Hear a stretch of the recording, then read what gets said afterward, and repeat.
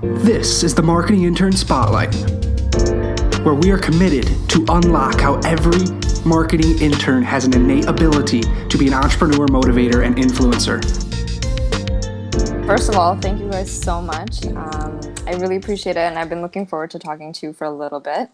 Awesome. So as you can tell, I'm super passionate about what I do, hence the 52 emails of like, hey guys, try this and try that. So yeah, and a little bit about myself. My name is Sunandini. I actually grew up in a town called Waterloo, which is like this small town, but we've got 2 major universities and all of that.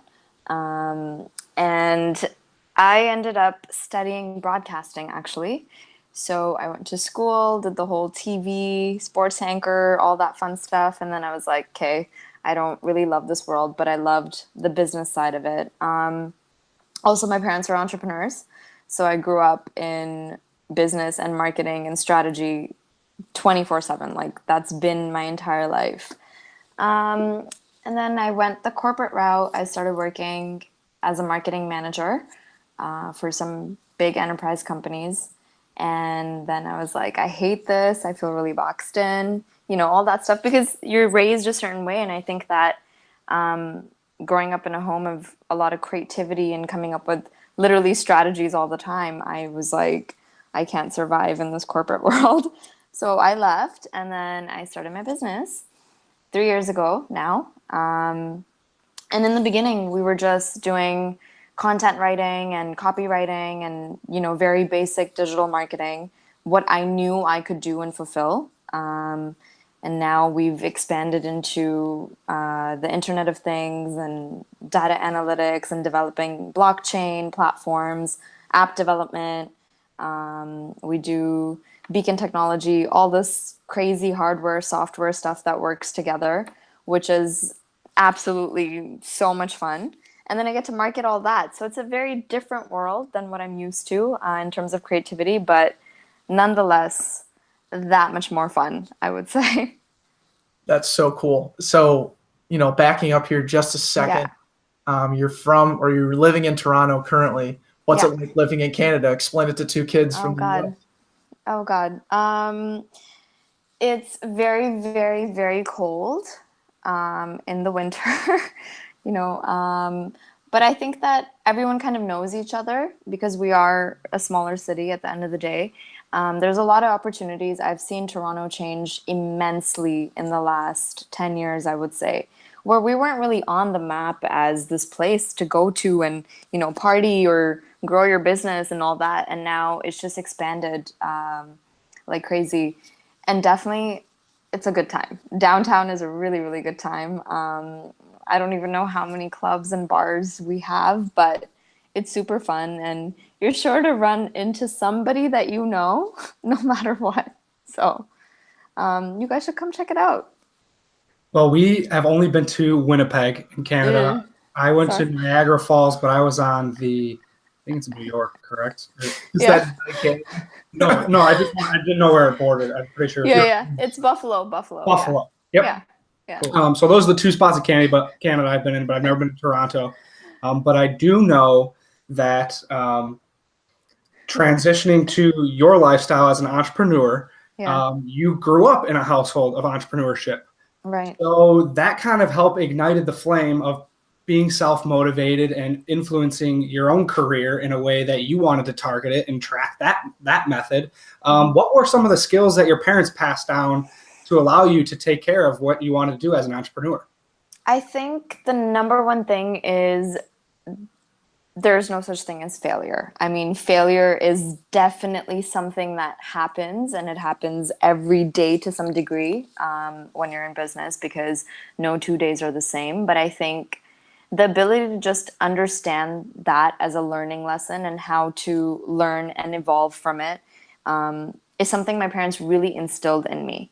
Also, I think having standards, because if you want to be an entrepreneur, you need to have standards. You can't just take on every client out of desperation. You can't just take on everything that you want out of, again, that desperation for, that fear of, hey, maybe I'm not going to make my bills this month, or this is not going to happen, or that's not going to happen. Because that's not the reality. The reality is you will always be provided for, as long as you have your standards high.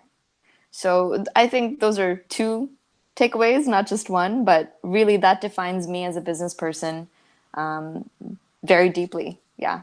And during this career, have you run into those instances where you maybe took on too much and you were a little bit overwhelmed and you're like, hey, this is something I need to rally back in and figure out, where do I actually belong, because my net is way too far casted right now? Absolutely. I think more than just being overwhelmed, I was taking on clients that I didn't want to. They didn't make me feel good. I didn't care about their product. They didn't care about their boundaries with me. And, that happens sometimes, especially in digital marketing. I think people expect the moon and the stars overnight, and that's not how it works. And then you have to be very clear on what's worth your time and what's not. And I think one of the things that I decided to really focus on is working on projects that help me build myself as well as them, rather than just taking on something because it's a quick check. And you definitely face that because you're like, oh, is my time not worth, is it worth this or is it not? That's really hard to come to terms with sometimes, but you got to do it. Absolutely. And, we were talking a little bit about failure. Something that the back pocket prides on themselves or on us is failure, or the average quality, how you fail. So we explain this question, what is your average quality, as in, Andrew and I, we're good at things. We're good at some things and bad at other things. At the end of the day, it makes us average. Like my average quality right now, like I'm not good at ironing shirts. Haven't been good at ironing shirts pretty much my whole life, but I have to do it. And so I got to grind and figure it out. So with that being said, what is your average quality? So my average quality, I think people really open up to me very easily. They tell me like their deepest, darkest things very, very, very quickly, which is a great thing to have. And, as a friend, that's the kind of friend that you want to be. However, in business, sometimes I think people are too open with me, and then it becomes a boundary problem, because either after that their behavior changes and they feel a little self-conscious of like, maybe I've told her too much, or like something like that. I'm not really sure what runs through their head. Or just they think that we're closer than I think that we are. Therefore, they try to push those business boundaries of asking for a discount or paying me a little bit later, or, trying to at that point take advantage of me or my business, because there's that personal communication. So really, that's something that I've learned to, I'm still learning to detach from a little bit, because boundaries do get crossed. So I think my average quality is, I guess, allowing people to be too open with me. It's good and bad. I would also say you're just like the coolest person ever. And so people are like, wow, I can like really vibe with her, like whatever. Maybe. Maybe I well, can thank make a you. discount in, or maybe I can do this. You're just naturally cool. So I think maybe that's your average quality, is you're too cool. Yeah, maybe my average quality is I am too cool. Well, that's awesome. Thank you. Absolutely. Well, being in the industry where you are the face, you have to market yourself. And I'm kind of curious how you're able to keep that two-way street of motivation. So you're giving these clients the tactics and maybe even helping them along the way to improve their digital marketing. However, at the end of the day, the ball's in their court to improve these tactics. What are some of your motivating tactics to make sure that they get their end of the bargain done? I think execution, of course, like you said, is extremely important. So on the consulting side, I'm lucky that when I'm on site, they've already requested for me to be there. So if they execute it or not, at the end of the day, when I'm out the door, they're going to be hit with a billable invoice. So they want to execute. It's just a waste of money. And I've never really faced that problem. I do face some resistance in, hey, people will pick my brain and or I'll have a client that will want to implement something, and then they'll ask for 10 different opinions and then decide not to, do what I think is right. and then they'll go another route and then come back to basically doing what I had, suggested in the first place. So I think with that, I've learned to just let people do what they need to do in order for them to understand their own strategy clear. And the reason for that being, you have to be secure in what you decide to do as a business. No matter how much I drill it to them, or no matter how much I'm like, hey, you need to do this, and motivate them, and whatever that tactic is, sometimes email, sometimes call, let's meet up, let me drop by your office, whatever that is, at the end of the day, they have to trust that the strategy is theirs and that it's right. And I can't really force that. You can't force out someone to think your way until they're ready to think your way. So resistance is a really interesting thing, but you just have to let it be sometimes. That's really my strategy. Yeah, absolutely. You kind of just have to roll with the punches and understand not everything's going to kind of just go your way. I think another really cool point too is, there's so many different ways to market now. It's not just the big businesses buying billboard space, and it's not just this like over brand recognition / manipulation type stuff. TV commercials. There's social media has really changed the game in the marketing realm.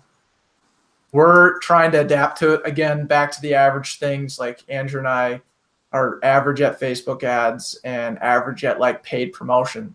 So how have you been able to like leverage guys like us, where someone like us would come to you and be like, hey, I know social media is really well, like it works well. How do I do it? So like, what are your kind of tactics, or what are you finding that's most effective right now on social media? I think the uniqueness of social media is what everyone has to focus on, because I think a lot of people are like, this guy's doing this, I want to do this, I want to do this, I want to do this. And that doesn't necessarily work for every business. It has to be very custom packaged in some ways. And I think the number one thing is, I always tell people, yes, look at your competitor, but don't copy them, because it doesn't mean that that's necessarily going to work for you. I think right now, Instagram stories are probably the highest converter. And I get this feedback from a lot of people, a lot of my clients as well, especially people that have got a higher number of followers with the swipe up feature and the attachments, all that. So that's a big thing. And Instagram's going to allow people to apply to be verified soon, which will help again with the swipe up and all that. IGTV is not converting for anybody. It's not doing anything for anyone, or going live.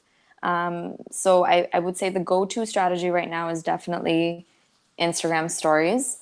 But again, that works for me in my business and, X amount of people. Then there's also this many people that it doesn't work for. So it just comes down to how unique your business is and how you want to tell your story. If you decide that you're a photography company and you're constantly posting stories but not pictures, that's not going to work, right? It has to be, your product has to be told and showed a specific way. That's absolutely. I like the thought too, or I guess I want to get your opinion on this, and I'm trying to understand exactly why stories are so effective for swiping up, because it's such a small. My opinion is that it's such a small trim of time for you to grab someone's attention, and there's so many different ways to do that. And so I guess I want to get your opinion on, why is our Instagram stories so powerful? The easiness of it. You don't need to leave the app. You don't need to do anything. You swipe up, you see it, and then you go back to watching stories. And chances are you're laying on the couch, or you're just waking up, or you're laying in bed when we should all be sleeping. But you're just watching stories and it's coming up and you're like, hey, what is this? Okay, this interests me. And it's that simple. I don't need to exit the app. I don't need to go click on the link, copy, paste, whatever. There's a part of the mind that's curious. And the stories with the swipe up feature just feeds that part of the mind very easily, instead of me having to go click on your page and then click in your bio and then click in the link and then it'll open on Safari or whatever, Chrome. So it's really just the easiness of fulfilling that instant gratification. Whatever you're curious about, boom. I love it.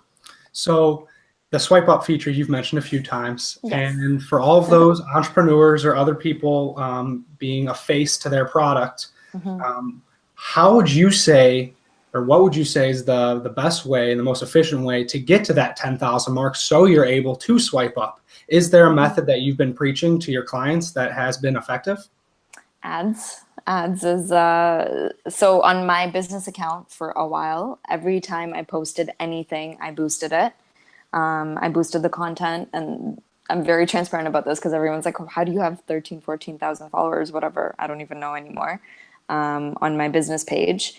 And that's because I advertised every single post that I made, and I boosted the content so that when I do have, a couple thousand followers, then the likes kind of match that. And the second I stopped running those ads, the likes went down. That's fine. But nonetheless, it allowed me to have a strong follower base and get to that number. So if I do want to insert a link, I can. And it'll bounce to whatever landing page that I have it connected to. So running ads, honestly, that's just what it is. I love that. And then kind of on the flip side, Instagram TV. Andrew and I had talked about Instagram TV previously on our podcast. I can't remember which one it was, but how to best utilize it. Is there anything that you're seeing there where it's like, oh man, this could be really utilized for this? Or like, is there a reason why it's not converting as well as Instagram wants it to be? So for you guys, I love Instagram TV. I would totally just be eating my dinner and turn the thing on and watch you have an interview with somebody else. And in this getup, it definitely works. But I don't want to see a girl with her Instagram TV on being like, hey, today I'm doing this and today I'm doing that. I really don't care. And that's the problem with it, that a lot of people are posting stuff that most people don't care about. Like, just stick to your story for letting me know what you're doing with your day. Great. But if you go live on Instagram TV, it's just not appealing content, right? And see, like something like this model is, it's similar to, let's say, Breakfast Club or Hot 97. Those are the shows that I watch. And when they do Instagram TV, I watch it. I'm totally in. I'm like, okay, they have some rapper on today. I'm definitely going to watch this while, I do some work. So it really, again, comes down to your product and the story that you're telling. I would avoid it if you were like, hey, no. Yeah, and that's kind of what we found as well. We have our own little theory behind it, saying like the IGTV is directly to podcasters or someone with a microphone in front of them. They want to put their face out there because now they're trying to compete with YouTube in that regard. And I'm kind of curious. So going along to that line, YouTube has been around, and they are the best service for when you're looking to stream a video. How have you found the best way to utilize the platform of YouTube since it's so saturated? So YouTube, okay. So YouTube is an interesting space because now they're transitioning into trying to make it more music driven, which I personally hate. I thought that YouTube is a content platform that's always worked. And, they want to be Spotify or Tidal or what's the other one? Apple Music. Yep. And I don't think that that's going to be a good move for them because it's really taking them away from their brand. So as far as YouTube goes, it's a lot of content. You have to constantly keep posting. And again, ads are very, very important. So if you can find a platform that's or a show that's similar to yours and you're able to attach ads to that, then there's a higher conversion. So for example, if I'm watching, again, going back to my Breakfast Club example, if I'm watching that, the next video to pop up is Hot 97. If I'm watching Ellen on YouTube, the next thing to come up is going to be, let's say, the Wendy Williams show. So it's really just tying into relevant content as opposed to giving the user and viewer something completely out of the box. So very, very, very targeted niche marketing is what makes YouTube work. It can also not work if you don't do any of that. It can definitely be just a platform to upload your videos and keep them there for no reason. So if you really want traffic to YouTube, send that link everywhere. Yeah, no kidding. That's a Yeah. great idea. I mean, just saturate it. I know when we had initially reached out to you, you had mentioned, putting our link, so like a YouTube link or a podcast link on Reddit. And so I have never been on Reddit in my life, but we had a cannabis entrepreneur on a long time ago. And I just went on like all the cannabis Reddit pages, posted our link, and I got blocked from like 4 of them. And I was like, That's oh fine. my God. But that's fine. yeah, right. But like I actually did get a couple responses, which was really cool. But like the power of Reddit was so I feel like it was an untapped thing, something I'd never heard of. So like, where'd you come across that idea? And like, what about forums now is so like highly utilized and interacted with? I came up with that because I study my clients and their businesses very deeply. So I saw an opportunity. This hit me about like a year and a half ago. I was like, hey, if I'm spending all this time reading about whoever and trying to learn and understand their software a little bit better, and then I'm seeing all these comments of people being like, I don't understand this, I don't understand that. In my head, I was like, this is an opportunity for them to respond to say, hey, let us help you. And automatically that's a lead. Everyone who doesn't understand something in that realm is a lead on that forum. So I was like, this is not just an education platform for someone like me trying to better gauge this software or whatever it is, but it's also an opportunity for the company to get in touch with the end user and push out their product. And whatever that is, in your case, it's the podcast. You want people to tune in and watch this. So you go on other places that people hate podcasts or love them, or they talk about certain things, or they're talking about something completely different even. You can route it. Business is a big thing. Marketing is a big thing. So whether it's enterprise level or, small business level, you can go on forums related to that and just post there. So that's how I came up with that. Very cool. That's an awesome story and very self-aware. And one thing I do want to touch on is a little bit more about yourself. So we love to ask these type of questions that kind of instigate how someone has been able to develop their own product or their own company through failure. And as you mentioned before, failure has provided so much more success in your life because of the way you've handled it. So in those situations, we like to ask, what is in your back pocket? And by framing it, we say when stress becomes pressure and anxiety rises, this is what you resort to in your back pocket. So my go-to thing is meditation. I meditate every single morning. The odd day that I don't, then I'm a crazy person the entire day. But meditation is definitely my biggest tool, I would say, because it's helped me really just view situations in a third-person perspective and not be so emotional. And it's very difficult to be in business and not get emotional about it, whether it's a client or a project or whatever it is that you're working on. And the second that I get emotional, things get scattered because then my team gets emotional. And then we start thinking from our heart rather than the best scenario for everybody involved. And that's how I deal with the stress of it, I would say. So I think just being an observer rather than a judger is something that's very, very important to me as an entrepreneur. And I think as a person, I don't want to be judging people for their choices or whatever. I would rather observe, and then you have to act accordingly. So that's my stress buster back pocket tool. Very cool. That's what's in your back pocket. Yes. That's so cool. I think that's like, we've heard meditation come up like how many times this week alone? Quite often. It's and It's a sign. Yes.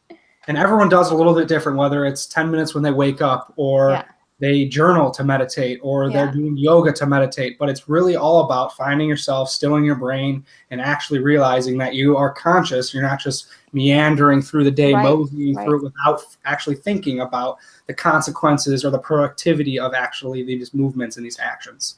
And another thing too, it makes you really, really efficient. Like the more I've meditated over the years, the more I'm able to accomplish things very quickly and have clarity and sort of have that constant momentum of, again, things are working out, everything's happening, I'm here, I'm present, rather than me being in my phone and, you know, just somewhere else in the past or the future. So I think you become way more efficient when you're here, right? Mhm. So Absolutely. Living in the moment. Here's one thing.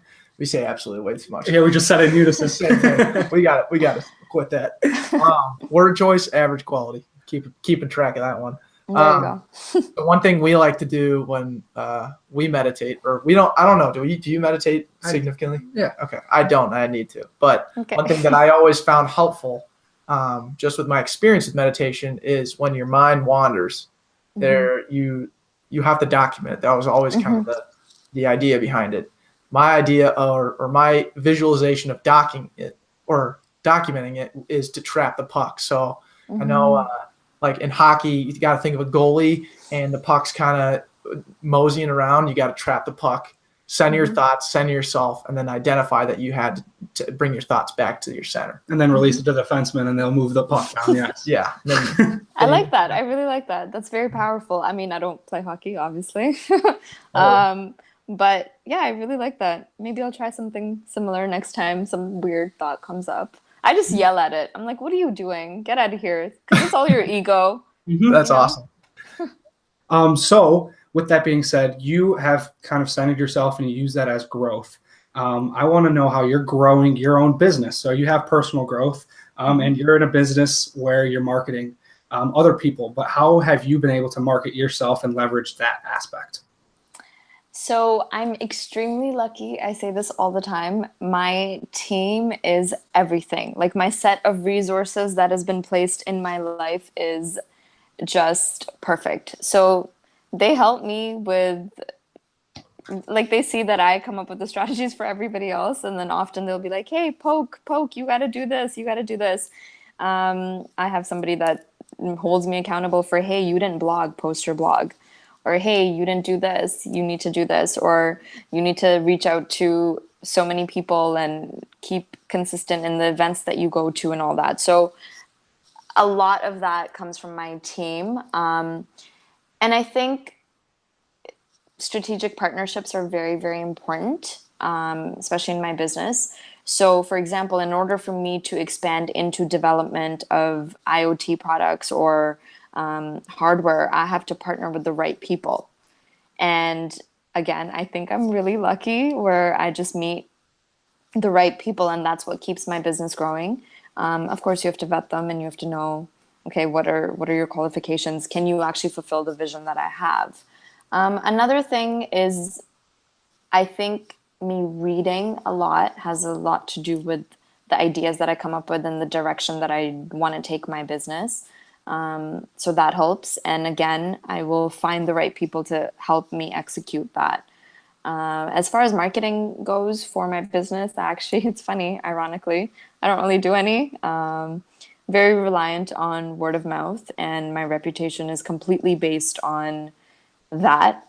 And I guess I try to build some form of a relationship with my clients so that they do remember me, you know, a year later, 2 years later, that, hey, I remember that I had this app idea. I didn't have money at the moment. Like, can you do this for me? So that a lot of that happens. So That's excellent. And I really do appreciate that you said word of mouth is one of your key ways to grow your own brand, because that's what we pride ourselves on. And that's exactly what we're doing with this podcast of the Marketing Intern Spotlight. We're giving credit to where credit's due. You came out of your way. We had no interaction with you prior than meeting with Real Community Talks and Matt DeSilva, and then that connection brought you to our podcast, and then you became a marketing intern, and you spread your word through however you did, and now you deserve the credit. So thank you for doing that, and thank you for asking to come on the show, because we really do appreciate the time that you've given us today.